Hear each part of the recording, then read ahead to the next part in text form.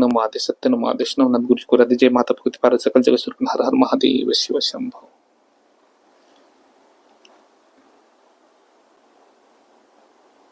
आज मैं अवधूत चिंतन श्री गुरुदेव दत्त के बारे में आपको बताने वाला हूँ। जगत गुरु गुरुदेव दत्त जो है, उन्हें गुरु कौन हो सकता है मैं आपको बताना चाहूंगा।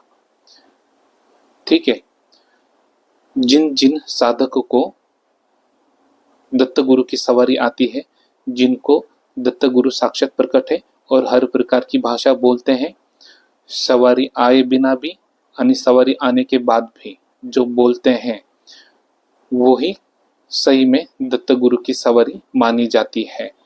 और वो तो नाथों के गुरु है, नाथों के गुरु है।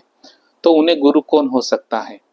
उन्हें गुरु हो सकता है अत्रि ऋषि मुनि को जिस साधक ने प्राप्त किया है, वही साधक दत्त गुरु को गुरु हो सकता है। और अनुसया माता को जिस साधक ने प्राप्त किया है, उन्हें। और दत्त गुरु को वही हो सकते हैं जो पति पत्नी हो और उन्होंने अत्रि ऋषि मुनि और साक्षात अनुसया माता को प्राप्त किया है। उन्होंने वही इंसान और वही साधक या साध्वी, जिन साधक को दत्त गुरु की सवारी आती है, वही गुरु हो सकते हैं। आप कहोगे कि मच्छिंद्रनाथ की मेरी सवारी है या किसी ऋषि मुनि की मेरी सवारी है और मैं दत्त गुरु को गुरु हो सकता हूं। पहली बात आप ये सुनिए कि गुरु होते किस प्रकार हैं। इसके बारे में आज तक किसी को पता भी नहीं और किसी को इस बारे में जानकारी भी नहीं है। पंच तत्व का जो ये शरीर है, इस शरीर को शरीर गुरु होता है और दिव्य शक्तियों को दिव्य शक्ति गुरु होती है। इंसान कभी दिव्य शक्ति का गुरु नहीं हो सकते। ये बात आप ध्यान में रखें। जिस इंसान ने और जिस साध्वी ने या जिस साधक व साध्वी ने दत्त गुरु के माता पिता यानी अत्रि ऋषि मुनि और सती अनुसया माता को प्राप्त किया है, वही दत्त गुरु को दीक्षा दे सकते हैं। जिस साधक को दत्त गुरु प्राप्त है, उसे दीक्षा दे सकते हैं। तो किस प्रकार दे सकते हैं, ये पहले जाने। इस प्रकार दे सकते हैं कि शरीर को शरीर गुरु होता है, पंचतत्व शरीर को पंचतत्व का शरीर गुरु होता है और उस पंचतत्व में विराजमान होने वाली जो शक्तियां होती है दत्त गुरु की, तो उस दत्त गुरु को दीक्षा देने के लिए जिस पंच तत्व के शरीर ने गुरु माता हो या गुरु हो, इन दोनों में ये सामर्थ्य होना चाहिए कि दत्त गुरु को दीक्षा देने के लिए अत्रि ऋषि मुनि और सती अनुसया माता को प्रकट कर सके। शरीर की पंचतत्व शरीर की अलग दीक्षा होती है और दिव्य शक्तियों की अलग दीक्षा होती है। अगर आपकी दिव्य शक्ति को गलत गुरु हुआ है, तो आपके शरीर में दिव्य शक्तियां नहीं रहती। सवारी आती है, परंतु वो सवारी हल्की हो जाती है और आपको कुछ प्राप्त नहीं होता। फिर आप ऐसा कहते, पहले शुरू में 2-3 महीना मुझे अच्छा दिखता था या 2-3 साल आपको अच्छा था, अच्छी शक्तियां दिख रही थी, अच्छी शक्तियां प्राप्त थी, सब कुछ होता था, जो मैं कहता था वो होता था, जो मैं करता था वो होता था। आज नहीं हो रहा है। तो इसलिए नहीं हो रहा है क्योंकि आपके दिव्य शक्ति को ऐसा गुरु चाहिए जो उस दिव्य शक्ति को गुरु होने के लायक है। ठीक है, और इसलिए बताता हूं मैं कि अत्रि ऋषि मुनि दत्त गुरु को कैसे गुरु हो सकते हैं, क्योंकि जब सती अनुसया माता का तीनों देव परीक्षा लेने चले गए थे, तब अत्रि ऋषि मुनि के कमंडल में जल था और वो इतने तपस्वी थे कि 33 करोड़ देवी देवता हर दिन वहां पर आते थे और उनके दर्शन लिए बिना नहीं जाते थे। इतना उनमें सामर्थ्य और तेज था, सती अनुसुईया माता में और अत्रि ऋषि में, मुनि में।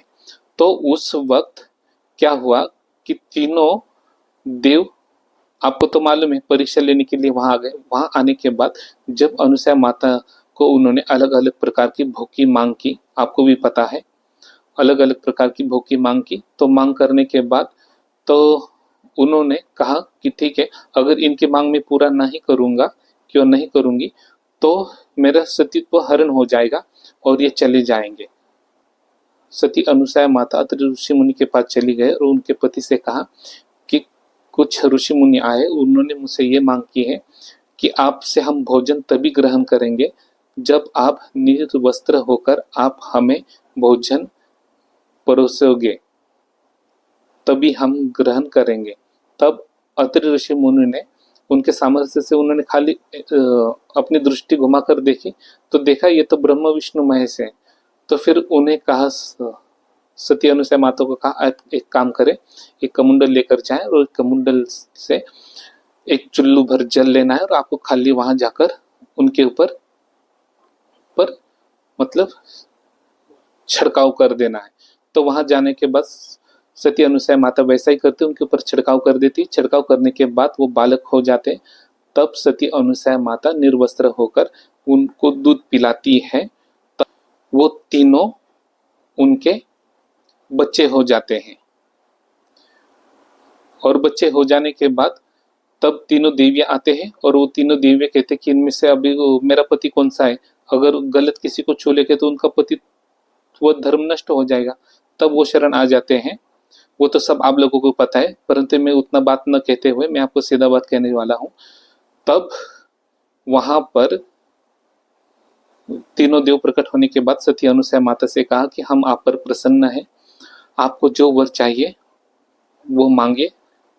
तब सती अनुसुईया माता ने कहा था कि आप मुझे तीनों बेटे के रूप में चाहिए। तब श्री गुरुदेव दत्त का अवतार तब वही था वहां पर। तो उसी वक्त वहीं उनकी माता भी सती अनुसुईया माता है और अत्रि ऋषि मुनि दत्त गुरु के माता भी हैं और दत्त गुरु के पिता भी हैं।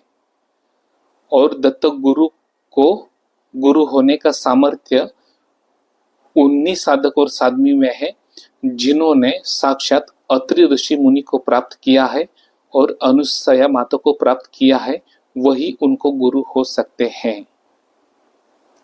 ठीक है, तभी मैं कहता हूं कि दत्त गुरु को इस प्रकार गुरु हो सकते हैं।